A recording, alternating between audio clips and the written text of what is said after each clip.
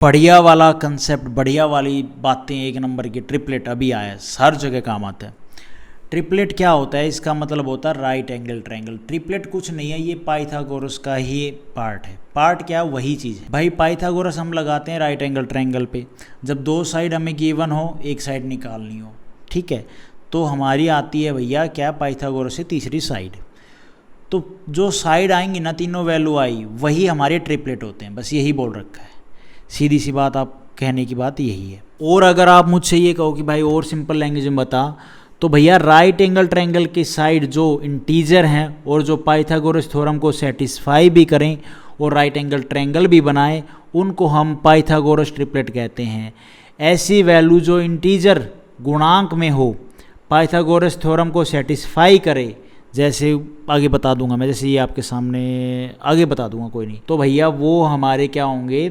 वो इंटीजर क्या होंगे? हमारे एक ट्रिपलेट होंगे, राइट एंगल ट्रिपलेट होंगे। बस इतनी सी बात। अब आओ समझो चीज़ों को। ये हमारा राइट एंगल ट्रायंगल है 90 डिग्री, ये परपेंडिकुलर होता है, ये बेस होता है, ये हाइपोटेनस होता है। बड़े वाली लेंथ हमेशा क्या होती है भैया? हाइपोटेनस होती है, ठीक है। हाँ जी, ये 90 डिग्री का एंगल होगा। जो लेग्स होंगी ये हमारी, ये लेग्स होती हैं पी और बी। तो यहाँ पे हाइपोटेनस निकालने को बोल दे तो वो क्या होगा? इन दोनों के सम, मतलब एच स्क्वायर हाइपोटेनस का स्क्वायर बराबर होगा परपेंडिकुलर का स्क्वायर प्लस में बेस का स्क्वायर, इन दोनों का सम, ठीक है, पढ़ी होगी स्कूल में। हाइपोटेनस निकालना हो तो क्या हो जाएगा? ये स्क्वायर था तो स्क्वायर का नाम का इधर इनके ऊपर रूट चला जाएगा। अब जैसे ये हमें बोल दे ये 3 है, ये 4 है, तो ये वैल्यू निकालो, तो 3 का स्क्वायर प्लस में 4 का स्क्वायर, परपेंडिकुलर का स्क्वायर प्लस में बेस का स्क्वायर, उसका कर दो रूट, तो ये वैल्यू क्या आ जाएगी? 3 का स्क्वायर 9, 4 का स्क्वायर 16, 16 और 9 25, 25 का रूट क्या होता है? 5। तो यही, ये 3 थी, ये 4 थी, ये वैल्यू हमने निकाली 5। यही 3 4 5 क्या हमारे भैया? ट्रिपलेट बन गए हैं। ये 3 4 5 क्या? ट्रिपलेट है। अब इनमें अगर आप किसी भी सेम नंबर से मल्टीप्लाई करो, 2 से करो, 4 से करो, तो जो भी नंबर आएंगे ना, वो भी हमारे क्या है कि राइट एंगल ट्रायंगल बनाएंगे, वो भी हमारे ट्रिपलेट होंगे। ये बात आपने ध्यान रखनी है। उम्मीद करता हूँ ये बात बेसिक थी, समझ में आई होगी। अब जैसे कि हमें परपेंडिकुलर दे दे 5, ये हाइपोटेनस दे दिया 13, बेस निकालो भाई। तो बेस कैसे निकालोगे? इस पे आओ। परपेंडिकुलर प्लस में बेस स्क्वायर प्लस में बराबर है हाइपोटेनस का स्क्वायर, ये होती है हमारी पाइथागोरस थ्योरम। हाँ जी, इसने बोला है बेस निकालो, तो ये परपेंडिकुलर है, ये इधर जाएगा, माइनस का हो जाएगा। हाँ, हाइपोटेनस का स्क्वायर माइनस में परपेंडिकुलर का स्क्वायर, ये स्क्वायर है बी का, ये रूट लग जाएगा उसके ऊपर, तो ये माइनस का साइन आएगा। हाँ जी, तो हाइपोटेनस कितना है भैया? 13, 13 का स्क्वायर 169, माइनस में उधर घूम गया है, माइनस में परपेंडिकुलर माइनस में हो जाएगा, 5 का स्क्वायर 25, 1 और फिर रूट लग जाएगा ये इसका बेस का नाम का, ठीक है। तो 169 में से 25 जाएगा, कितना बचेगा? 144, और रूट 144 इसका स्क्वायर था, इधर आएगा तो स्क्वायर रूट हो जाएगा। तो 144 का स्क्वायर रूट क्या होता है भाई? 12। तो ये बेस आ गई 12, तो 5 12 13 ये हमारा एक ट्रिपलेट बना है। अब आपने एग्जाम में इनको ऐसे कर करके ट्रिपलेट नहीं निकालने हैं। ट्रिपलेट कुछ बेसिक जो एग्जाम में मैक्सिमम यूज़ होते हैं, वो मैं आपको अभी लिस्ट दे देता हूँ। और मैं उम्मीद करता हूँ जैसे ये ट्रिपलेट है ना, इनमें क्या है, मल्टीप्लाई करके भी, एक कॉमन नंबर से मल्टीप्लाई करके ट्रिपलेट दे देते हैं, वो भी आप पहचानना सीखो। या डिवाइड करके दे देगा, दशमलव में दे देगा, टुकड़े करके। यही चीज़ें आपको कैलकुलेशन में टाइम खाती हैं एग्ज़ाम में। अभी आरआरबी रीजनल रूरल बैंक का पेपर हुआ मेरा भैया, कैलकुलेशन इतनी इजी है, लेकिन क्या टुकड़े कर रखे हैं, उन टुकड़ों को जोड़ो फिर सोल्व करो ठीक है, तो टाइम वहीं लग रहा है। अब ये देखो ट्रिपलेट 3 4 5 निकाला, 5 12 13, ऐसे ही 7 24 25 ट्रिपलेट होता है, 9 40 41 ट्रिपलेट होता है। इसमें आप कॉमन नंबर से मल्टीप्लाई करोगे ना, जो संख्या आएगी वो भी ट्रिपलेट ही होगी, ठीक है। यार डिवाइड कर दोगे कॉमन नंबर से, जो हमारी पॉइंट में दशमलव में चीज़ें आएंगी, वो भी हमारी ट्रिपलेट होंगी, ठीक है। 8 15 17, 11 60 61, 12 35 37, ठीक है, ये ट्रिपलेट हमारे। 13 84 85, 16 63 65, 20 21 29, 28 45 53, 48 55 73, 39 80 और 89, 36 77 85, अरे 36 73 85, 65 72 97, ठीक है, और 20 99 101 और भी हैं, बना लो भैया जितनी बनाई जाए। ओनली इवन कंजिक्यूटिव ट्रिपलेट कौन से हैं भैया? इवन, एक तो कंजिक्यूटिव क्या होते हैं? कंजिक्यूटिव होते हैं लगातार सेम कॉमन डिफरेंस पे। तो कॉमन डिफरेंस पे ट्रिपलेट कौन से हैं? 3, 4, 5, इनमें एक एक का डिफरेंस है। बाकी में अगर आप देखोगे तो कॉमन डिफरेंस नहीं मिलेगा भैया, कंजिक्यूटिव नहीं मिलेंगे। कंजिक्यूटिव का मतलब होता है वो नंबर जिनमें जो गैप है वो लगातार सेम है, ठीक है, उनको बोला जाता है कंजिक्यूटिव ट्रिपलेट या कंजिक्यूटिव इंटीजर, ठीक है। तो जैसे 3, 4, 5 है तो बोल दे कंजिक्यूटिव ट्रिपलेट कौन से होते हैं? 3, 4, 5 ये अकेला। और इवन बोल दे तो इवन तो नहीं है, इसमें 3 और 5 तो ओड आ गए हैं। तो इवन अगर मैं इनमें 2 की मल्टीप्लाई करूँ, 2 3 6, 2 चौके 8, 2 5 10, ये इवन बन गई, तीनों ट्रिपलेट, ये तीनों नंबर इवन बन गया। तो ये भी तो क्या है, ये कंजिक्यूटिव ऑर्डर में तो है 2 का गैप 2 का गैप, तो ये मल्टीप्लाई कॉमन नंबर से किए तो ये भी हमारे ट्रिपलेट हैं भाई। तो ये जो 6, 8, 10 ये क्या है? Even, only even consecutive triplet है ये हमारा। ये बात आपने ध्यान रखनी है, ठीक है। ये कैसे आया आपने देख लिया। 5, 12, 13 ये ट्रिपलेट है, इसमें कॉमन नंबर से मल्टीप्लाई करोगे तो दिस इज ऑल्सो ट्रिपलेट, ये हो जाएगा 10, 24, 26, ये भी हमारा ट्रिपलेट है। अगर आप कहोगे ये कैसे है तो राइट एंगल ट्रायंगल लो, ठीक है, ये परपेंडिकुलर रख दो, परपेंडिकुलर होगा, सबसे छोटे होती है परपेंडिकुलर, फिर होता है सबसे उससे बड़ा बेस, उससे बड़ा होता है हमारा हाइपोटेन्यूस, ठीक है। तो 2 वैल्यू रखो, अब इस पे पाइथागोरस लगाओ, तीसरी वैल्यू आपकी 26 से आएगी, ना आए तो बता देना। तो ये हमारा ट्रिपलेट ही बनेगा भाई, और कोई दिक्कत वाली बात है नहीं। बात भाई कंसेप्ट है हमारा, ये मैंने क्या लिख रखा है, ट्रायंगल बनने और बिगड़ने की शर्तें। कंसेप्ट क्या है? अगर किसी ट्रायंगल को बनाना हो और ना बनने की, ट्रायंगल को बनने की शर्तें और ना बनने की शर्तें, कंडीशन क्या होती है? सबसे बड़े एंगल के सामने की जो साइड होती है वो बड़ी होती है, सबसे बड़े एंगल के सामने की साइड सबसे बड़ी होगी, ये एक कंडीशन, कंसेप्ट कह लो ना, कंसेप्ट कह रहा हूँ, कंडीशन है ट्रायंगल बनने की। सबसे छोटे एंगल के सामने की साइड हमेशा सबसे छोटी होगी और बीच वाली साइड छोटे बड़े के बीच में रहेगी, ये बात आप हमेशा ध्यान रखना है। जैसे एंगल बी है, ये भैया अब जैसे साइड दे दी, ये 31 है, ये 15 है, ये 23 है, तो मैंने क्या बोला, सबसे बड़े एंगल के सामने सबसे बड़ी साइड होगी। तो ये अगर साइड गिवन है तो सीधी सी बात है, इसके सामने का एंगल बी है, ये सबसे बड़ा एंगल होगा। उसके बाद सबसे छोटा एंगल कौन सा है हमारा, साइड कौन सी है? 15, तो इसके सामने का जो एंगल होगा वो सबसे छोटा होगा। एंगल सी क्या है भैया? सबसे छोटा एंगल होगा, ठीक है। इस तरह से भी आपने ये चीज़ें ध्यान रखनी है, ट्रायंगल को बनने और बिगड़ने की शर्तें। और ये जो बीच वाला है ये बीच वाला ही रहेगा, इसका कोई वो है ही नहीं, ठीक है, बीच में ही रहेगा। तो यहाँ पे क्या है, रिजल्ट क्या निकला, एंगल बी सबसे बड़ा, उससे फिर छोटा एंगल ए, क्योंकि ये बीच में है, सबसे छोटा तो ये है, सी है, बड़ा सबसे बड़ा बी है, तो बीच में तो एंगल ए ही आएगा। उस एंगल ए से जो एंगल ए बड़ा है किससे? एंगल सी से, मतलब सबसे छोटा फिर थोड़ा बड़ा फिर पूरा बड़ा, ठीक है। ये बात आपने ध्यान रखनी है, ये ट्रायंगल बनने की कंडीशन कह लो, बिगड़ने की। इनइक्वालिटी ऑफ ट्रायंगल क्या होता है, इसको हम थोड़ा सा देखेंगे। केस 1, ये एक लाइन है ए बी, ठीक है, और ये वर्टेक्स ए, ये वर्टेक्स बी, ठीक है। मैंने आपको बोला वर्टेक्स ए पे प्रकार रखो, 7 सेंटीमीटर का खोलो, ये पूरी 25 है, 25 सेंटीमीटर, 7 सेंटीमीटर का खोलो और ये भैया एक सर्कल बना डालो, बना दिया। बी पे प्रकार रखो, 10 सेंटीमीटर का खोलो और भैया एक सर्कल बना दो। क्या ये दोनों सर्कल कहीं पे काटे? ना जी, अगर काटते कोई पॉइंट आता तो वो जो पॉइंट आता तो भैया उसको मिलाते हमारा ट्रायंगल बन जाता। मतलब यहाँ पे हमें क्या पता चला, यहाँ पे पता चला लेंथ 25 थी, हमने जो रेडियस ली या लेंथ ली और सर्कल काटा, ये वैसे स्कूल टाइम का कंसेप्ट है। 7 प्लस में 10, इनको मिला के ये दोनों कम है 25 से, तो भैया जिसकी वजह से हमारा जो ट्रायंगल है, तीसरा जो पॉइंट है वो नहीं आन पाया। सीधी सी बात ये है भाई, इस कंडीशन में है कि भैया जो 25 से ये दोनों का सम छोटा है ना, तो भैया हमारा ट्रायंगल नहीं बनेगा। ये है सिंपल भाषा की बात, ठीक है। हाँ जी, उसके बाद केस 2 देखो, ये पूरी कितनी है 25, ए से लेके बी, 14 और 11 कितना होता है 25। एक बार प्रकार रखा यहाँ पे और एक 14 सेंटीमीटर का खोल के प्रकार घुमा दिया, सर्कल बन गया। इधर 11 सेंटीमीटर का खोल के प्रकार घुमा दिया, सर्कल बन गया। अब यहाँ पे क्या है ना, ये भैया इस लाइन के ऊपर ही काटे हैं, तो यहाँ पे भी हम कोई ट्रायंगल नहीं बना सकते ना, बिल्कुल कतई नहीं बना सकते। तो यहाँ से हमें पता क्या चला, ये पता चला कि एक लेंथ ए बी है, उसमें 14 का प्रकार खोल के 11 का प्रकार खोल के सर्कल बनाए, तो वो सर्कल जो कटेंगे मतलब टच कर रहे हैं लाइन के ऊपर ही कर रहे हैं, तो मतलब 11 प्लस में 14 करेंगे वो बराबर 25 के है भैया, सीधी सी बात है, 25 हो गया बराबर। तो इस केस में भी हम ट्रायंगल नहीं बना सकते। अब केस 3 देखो जिसमें ट्रायंगल बनेगा। 25 है लेंथ, हमने 25 से मतलब एक लेंथ हमने खोली 11 और एक खोल ली भैया 19। 25 और 11 तो भैया 25 से ज़्यादा है।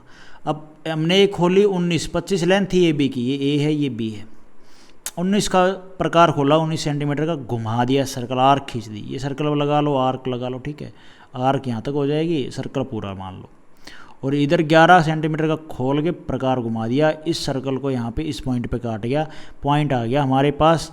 तो ये भैया जो साइड होगी हमने कितना खोला, अरे रेडियस ही तो होगी, जितना यहाँ प्रकार रखा था 19 का मारा, तो ये यहाँ पे 19 ही तो रहेगी, सर्कल की ये पूरी 19 ही है, तो ये 19 आ गई। यहाँ से 11 खोला तो यहाँ पे 19, इस सर्कल को यहाँ पे 11, ये रेडियस है, ये भी तो 11 ही होगी। जब 11 खोला है 19 खोला है भैया, सीधी सी बात है, तो यहाँ पे जो पॉइंट पे काटेंगे तो ये जो साइड आएंगी ये 19 और 11 तो आएंगी, तो यहाँ पे हमारा ट्रायंगल बन रहा है भाई, यहाँ पे काटे हैं तो ये साइड 19 और ये 11। तो यहाँ पे हमें क्या पता चला कि जो लेंथ ए बी है ना वो लेस देन होगी बाकी दोनों के सम से, तो हमारा ट्रायंगल बनेगा। ये बात है सीधी सी। बाकी दो सम क्या है, ये जो लेंथ है, कोई भी दो लेंथ होंगी, 25 से ऊपर कोई भी संख्या होगी तो वहाँ पे हमारा ट्रायंगल बनेगा, सीधी सी बात है, ठीक है। जो एक साइड 25 है उससे जो बाकी दो संख्याओं से हम आर्क सर्कल बनाएंगे, तो बाकी जो संख्या आएंगी, जो रेखाएं होंगी वो 25 से उन दोनों का सम 25 से बड़ा होगा। ये बात ये कहना चाहते हैं। अब बोल दे कि 11, 8, 23, क्या इससे ट्रायंगल बनेगा? सबसे बड़ी भुजा 23, अब बाकी दो बची भुजा उनका सम करो, 11 और 8 कितना हो गया 19। 19 तो 23 से कम है भाई, तो यहाँ पे ट्रायंगल तो नहीं बनेगा, ना कतई ना बने भाई। कैसे बनेगा? अभी मैंने बताया आपको, ये तो पहला ही कंसेप्ट था ना, मैंने सीधा बताया ट्रायंगल बनने की कंडीशन क्या है कि जो ये लेंथ होगी सबसे बड़ी भुजा ये छोटी होगी बाकी दो सम से, बाकी दोनों भुजाओं के सम से, बाकी दोनों भुजाओं के सम से छोटी होगी, लेकिन यहाँ पे तो ये बड़ी हो रही है, तो यहाँ पे ट्रायंगल तो बनेगा नहीं भाई, ना कतई नहीं बनाएंगे। Sum of any two side is always greater than third side of a triangle, जो मैंने अभी आपको बताया वही चीज़, तब हमारा ट्रायंगल बनेगा। ट्रायंगल ए बी सी, इसमें एक साइड ए है, एक साइड बी है, एक साइड सी है, तो इसने बोला है कि ए प्लस में बी इज ऑलवेज ये मोर देन होगी सी से, एक भुजा से, तो भैया हमारा ट्रायंगल बनेगा ग्रेटर भुजा से। ये ग्रेटर जो ये मान लो सी हमारी क्या है, ग्रेटर है, अगर ए हमारा ग्रेटर है तो भैया बी प्लस में सी वो मोर देन होगी ए से, और हमारा सी प्लस में ए ग्रेटर ये बी ग्रेटर है तो सी प्लस में ए, ये दोनों ग्रेटर होंगे, इनका सम करेंगे बी से, ठीक है। तो ये चीज़ आपने हमेशा ध्यान रखनी, जो मैंने ऊपर बताई वही चीज़ है, बस इसमें नंबर्स में लिख रखी है ए बी सी में। ए अगर यहाँ पे भी बी को उठा के मैं इधर माइनस में कर दूँ तो ए इज़ मोर देन होगा सी माइनस बी से, ये बात भी आपने ध्यान रखनी है। इस सी को उठा के इधर ले जाओ तो ए इज़ मोर देन होगा भाई अपना बी माइनस सी से, ये बात आपने हमेशा बेडू भाई ध्यान रखनी है। तो यहाँ पे मोड क्या बना, देखो ये नहीं सॉरी, यहाँ पे क्या बात कहने को मिली हमें कि b माइनस में सी ये मोड है, ठीक है, मोड लेस देन होगा a से और a मतलब थर्ड साइड से, और a लेस देन होगा b प्लस सी से, ये बात आपने ध्यान रखनी है। बढ़िया कंसेप्ट है, अभी नहीं समझ में आएगा अगर क्वेश्चन नहीं किए होंगे, ये बात आपने ध्यान रखनी है, ये यहाँ से आई हैं चीज़ें। और इसी चीज़ को थोड़ा सा और समझ लेते हैं। देखो 3 साइड ऑफ ट्रायंगल है, जैसे ये 11 है, ये 16 है b, और ये हमारी a है, ये x है, ये c हमारी 11 है। Where x is an integer, ये इंटीजर ही होगा कुछ, ठीक है। Find x all possible value, x की ऑल पॉसिबल वैल्यू निकालनी है। तो मैंने अभी आपको जो कंसेप्ट बताया कि a हमारा क्या था भैया, a इज़ मोर देन था b माइनस सी के मोड से, ठीक है, और a इज़ लेस देन था b प्लस सी से, मतलब इन दोनों के सम से तो ये छोटा होगा, इन दोनों के डिफरेंस से ये बड़ा होगा, a हमारी तीसरी साइड। तो यहाँ पे b कितनी है, b है भाई 16, c है हमारी 11, तो 16 माइनस में 11 कितना हो जाएगा भाई 5।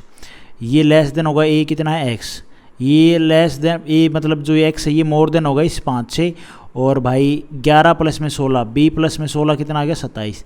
तो यहाँ पे अब हम मान निकाल सकते हैं कि जो ये एक साइड है इसकी कितनी पॉसिबल वैल्यू होंगी। तो 5 और 27 के बीच में इसकी सारी पॉसिबल वैल्यू होंगी। एक्स के मान आप कुछ भी ले सकते हो, इतने ट्रायंगल ये बना सकती है, एक्स कितनी पॉसिबल वैल्यू होंगी। तो x should be more than 5 और लेस देन 27, ठीक है। तो x क्या होगा, 5 से ज़्यादा क्या, 6 7 8 9 10 11 12 13 14 15 16 ऐसे चले जाओ, तो 27 से छोटा मतलब 26 तक। ये सारी पॉसिबल वैल्यू है x की भाई। x मिनिमम कितना हो गया, x मिनिमम हमारा हो गया 6, x मैक्सिमम हो गया 26, राइट। मैं उम्मीद करता हूँ आपको सही बता रहा हूँ और आप लोगों को भी सही समझ में आ रहा है। Total number of x value क्या होंगे, अगर हम यहाँ पे बोल दें कि भैया x के कितने मान होंगे पॉसिबल, नंबर ऑफ वैल्यू बताओ कितने x होंगे, तो भाई अरे समझ गए होगे x के मान, अरे भाई एक 5 साइड है, एक 27 है, ये x है, तो x क्या होगी, सीधी सी बात है 5 और 27 के बीच का हमने बता दिया कैसे निकालना है। तो x क्या होगा, 6 हो सकता है, 7 हो सकता है, 8 हो सकता है, 9 हो सकता है, 26 तक कुछ भी हो सकता है बीच में, ठीक है। और ये इतने सारे ट्रायंगल बना सकता है इन दोनों वैल्यूओं के साथ में मिलके। उम्मीद करता हूँ समझ में आई होगी बात। टोटल नंबर ऑफ एक्स की वैल्यू कैसे निकालेंगे, अगर कोई बोल दे टोटल नंबर ऑफ एक्स की वैल्यू ये 6 से लेकर 26 तक, तो मान लो काउंट भी कर सकते हो, लेकिन कितनी वैल्यू होंगी भाई। तो सीधा फॉर्मूला है, लास्ट वैल्यू क्या है 26, 27 से छोटी 26, एक्स की मान यही हो सकता है एक, तो सबसे लास्ट वैल्यू 26, सबसे छोटी वैल्यू एक्स का मान क्या है 6, माइनस में 6 प्लस में 1 कर दो, ये आगे टोटल नंबर ऑफ एक्स की वैल्यू। आप काउंट कर लो 6 से लेके 26, आपकी 21 नंबर बनेंगे, ठीक है। तो 21 एक्स की वैल्यू पॉसिबल है। एक्स पॉसिबल वैल्यू कितनी है भैया 21, और ये बोल दे कि भैया ये एक्स के मान से कितने हमारे ट्रायंगल बनेंगे, तो ट्रायंगल भी हमारे 21 ही बनेंगे। जब एक्स का मान हमारे 21 है तो ट्रायंगल भी तो वो भैया 21 ही बनवाएगा, और कितने बनवाएगा, ठीक है। और अगर तरीके से निकालना चाहते हो तो how many triangle are possible, तो जैसे ट्रायंगल कैसे बनते जाएंगे भाई, ये साइड कितनी 11 16, फिर सबसे छोटी 6 लोगे, फिर 11 16 7 लोगे, ऐसे करते करते चलते काउंट कर लेना 11 16 लास्ट में क्या भैया 26, ठीक है। ये हमारे क्या बनेंगे ट्रायंगल बनेंगे। मैंने यहाँ पे एक चीज़ आपको गलत बता दी, 5 और 16 27 के तो बीच में आएंगी वैल्यू, एक्स का मान आएगा, ना कि साइड होगी 5 और 27, ठीक है। मुझे लगा ये 27 नहीं, साइड तो हमारी 11 और 16, इन्हीं से तो ये मान आए हैं 5 और 7 27, लेकिन जो x का मान होगा वो लाई कहाँ करेगा, वो करेगा हमारा 5 6 और 27 के बीच में। उम्मीद करता हूँ ये बात समझ में आई होगी। अब नंबर ऑफ पॉसिबल ट्रायंगल कैसे निकालोगे, शॉर्ट फॉर्मूला देख लो नंबर ऑफ पॉसिबल ट्रायंगल का। x का मान निकालोगे तो x का मान वही हमारा नंबर ऑफ ट्रायंगल, तो 2 गुणा में मिनिमम साइड कितनी है 6, माइनस में मिनिमम साइड नहीं, मिनिमम साइड ये जो x की मिनिमम वैल्यू नहीं, मिनिमम साइड ट्रायंगल क्या थी, एक 11 एक 16 एक x, तो 11 थी सबसे छोटी साइड, हाँ। तो भैया मिनिमम साइड है ट्रायंगल की जो हमें गिवन है वो है 11। तो number of possible number of x के मान कितने आ जाएंगे कह सकते हो आप, क्योंकि नंबर ऑफ पॉसिबल ट्रायंगल निकाल रहे हैं वही x के बराबर थी। तो भाई ये 2 गुणा में 11 22, 22 माइनस में 1 21, 21 नंबर ऑफ पॉसिबल ट्रायंगल बनेंगे, मतलब x के मान कितने होंगे भैया 21, वही चीज़ ऊपर आई थी। उम्मीद करता हूँ आप लोगों को समझ में आई होंगी ये चीज़ें। उसके बाद क्वेश्चन देखो इसी कंसेप्ट पे, find the sum of perimeter of all triangle formed from the side 14 और 25 है एंड x, मतलब x का मान निकालना है, नंबर ऑफ ट्रायंगल निकालने हैं, और फिर उन जितने भी नंबर ऑफ ट्रायंगल हैं उनका पेरीमीटर निकालना है, where x is an integer. तो हम यहाँ पे x का मान तो निकाल लेंगे इस फॉर्मूले से, b माइनस में c, मान लो ये हमारा क्या है भाई b, ये हमारा c, ये हमारा a, तो b माइनस में c 25 माइनस में 14, ये लेस देन होना चाहिए, लेस देन होगा x से, और x लेस देन होगा b प्लस c से। तो 25 माइनस में 14 11, x ये x आ जाएगा, और b प्लस में c 25 प्लस में 14 कितना हो जाएगा 39। तो x का मान लाई करेगा 11 से लेके 39 के बीच में, मतलब 12 13 14 15 16 17 18 और ऐसे 38, 12 13 14 15 16 17 18 और ऐसे 38। तो नंबर ऑफ ट्रायंगल कितने बनाएगा भाई, हमने देखा था मिनिमम साइड कितनी है 14, 14 गुणा में 2 माइनस में 1, 14 दूनी 28, 28 माइनस में 1 27, 27 नंबर ऑफ ट्रायंगल बनेंगे, 27 नंबर एक्स का मान होंगे पॉसिबल, ठीक है। टोटल नंबर ऑफ ट्रायंगल कितने बनेंगे 2 गुणा में 14, मिनिमम ट्रायंगल की साइड क्या है जो हमें गिवन है 14, 14 गुणा में 2 माइनस में 1 कितना आ गया भैया 27 है यहाँ पे पॉसिबल ट्रायंगल बनेंगे, और एक्स के अगर पूछे मान कितने होंगे तो 27। पेरीमीटर ऑफ ट्रायंगल कैसे निकालोगे? ये 27 जो ट्रायंगल बनेंगे ना, ऐसे 14 25 12, 14 25 13, 14 25 38, ऐसे ये ट्रायंगल बनते जाएंगे। तो इनके आप पेरीमीटर के अलग अलग का निकाल के थोड़ी जोड़ोगे। लेकिन यहाँ पे अगर आप देखोगे, क्योंकि 12 13 14 एक एक बढ़ रहा है ना, तो एक का पेरीमीटर कितना निकलेगा पहले ट्रायंगल का? पहला ट्रायंगल है 14 25 12, ठीक है। तो इसका पेरीमीटर क्या निकलेगा? 25 14 और 12 और 25 का सम कितना हो जाएगा? 51।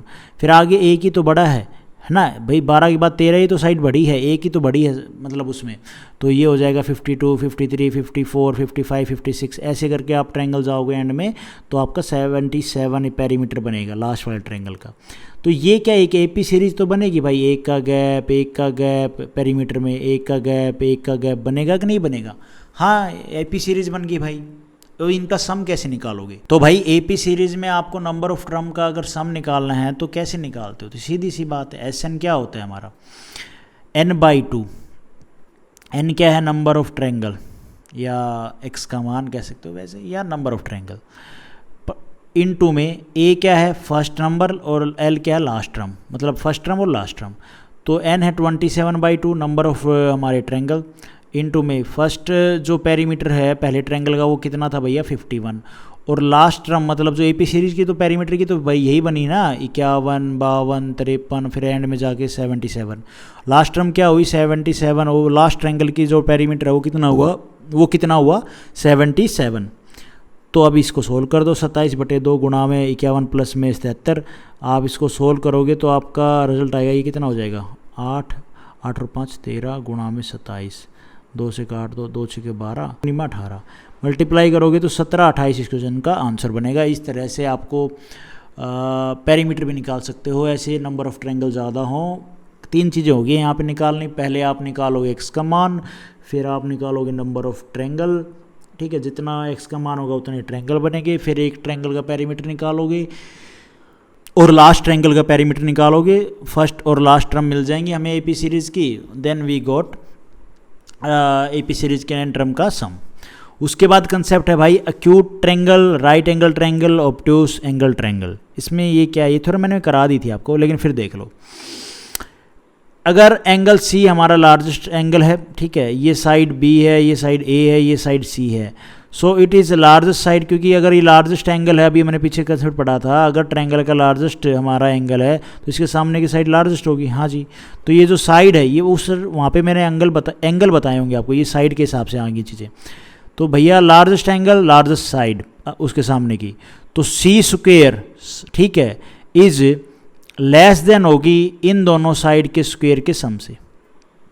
ये बात आपने ध्यान रखनी है। राइट एंगल ट्रायंगल में क्या होगा भैया? सबसे बड़ा एंगल तो यहाँ पे 90 डिग्री का ही होता है, इसके सामने की साइड सी, तो सी का स्क्वायर होगा वो बराबर होगा ये साइड परपेंडिकुलर और बेस के स्क्वायर के सम से, क्योंकि लार्ज साइड है सी, तो भैया सबसे बड़ा एंगल 90 डिग्री का ही होगा राइट एंगल ट्रायंगल में, ठीक है। तो इसके सामने की साइड इसका स्क्वायर करोगे ये बराबर आएगा ए बी और ए स्क्वायर प्लस में बी स्क्वायर। और ऐसे ऑब्ट्यूस एंगल ट्रायंगल में एक एंगल सबसे बड़ा हमारा ऑब्ट्यूस जो एंगल होगा वो क्या 90 डिग्री से बड़ा, यही हमारा लार्जेस्ट एंगल होगा। तो इसके सामने की साइड लार्जेस्ट क्या है? सी। और ये क्या होगी? सी स्क्वायर, ये मोर देन होगी, यहाँ पे बराबर थी वहाँ पे लेस देन थी, ये होगी मोर देन ए और बी के स्क्वायर के सम से ऑब्ट्यूस एंगल ट्रायंगल में। ये बात आपने हमेशा ध्यान रखनी है, अच्छे कंसेप्ट है ये, बेसिक वाला। उसके बाद है ये लास्ट कंसेप्ट है, अगर हमें किसी ट्रायंगल की 3 साइड गिवन हो तो क्या हम वहाँ पे एरिया निकाल सकते हैं? हाँ, हेरोन्स फॉर्मूला लगा के हम एरिया निकाल सकते हैं। ट्रायंगल की 3 साइड गिवन है तो सबसे हम पहले निकालेंगे पेरीमीटर। पेरीमीटर क्या होता है? ट्रायंगल की तीनों साइड का सम। सेमी पेरीमीटर क्या होता है? जो पेरीमीटर है उसका आधा कर दोगे सेमी पेरीमीटर आएगा। सेमी पेरीमीटर को हम इससे डिनोट करते हैं और पेरीमीटर को पी से। पेरीमीटर क्या होगा भैया? वैसे बोला जाए तो सेमी पेरीमीटर का 2 गुना। हेरोन्स फॉर्मूला से एरिया कैसा निकालेंगे? तो रूट में सबसे पहले आएगा सेमी पेरीमीटर गुणा में सेमी पेरीमीटर माइनस में एक साइड, सेमी पेरीमीटर माइनस में दूसरी साइड, सेमी पेरीमीटर माइनस में तीसरी साइड। फिर इसको सोल्व करोगे, रूट में लोगे इनको और हमारा एरिया आ जाएगा उस ट्रायंगल का। अगर हमें हाइट ऑफ ट्रायंगल अगर गिवन है तो एरिया कैसे निकलेगा? तो वो होता है 1/2 फॉर्मूला होता है इनटू में बेस गुणा में हाइट। तो ट्रायंगल की हाइट मान लो जैसे ये H1 है, ठीक है, या ये BC व पेज हो गई, ये H2 है, या ये हो गई हमारी, ठीक है, ये D पॉइंट लगा लो, ये H3 हो गई, ये E हो गया, ठीक है। तो ये हाइट है।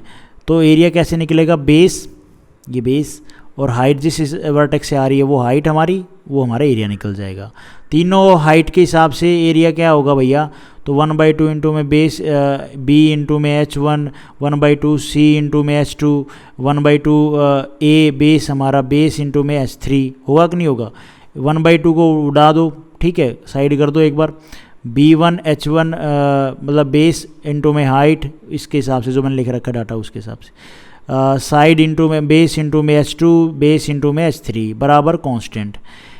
हाइट का ratio H1 H2 H3 ratio ये बराबर होगा 1/B 1/C 1/A, मतलब साइड क्या 1 कर दिया, ठीक है।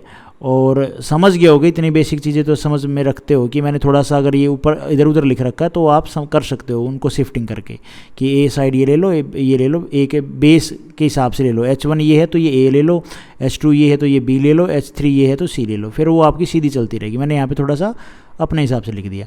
तो वैसे देखो ए रेशो बी रेशो सी रेशो क्या आएगा, 1/H3, क्योंकि H3 के सामने हमारा वैसे क्या है, सी है, H3 के सामने ए है बेस, तो भैया ए के सामने H3, फिर बी क्या है हमारी, ये इसके सामने H1, वैसे H1 आना चाहिए था यहाँ पे, सही कह रहा हूँ ना, हाँ यहाँ पे H1 आएगा और यहाँ पे आएगा H2, ठीक है।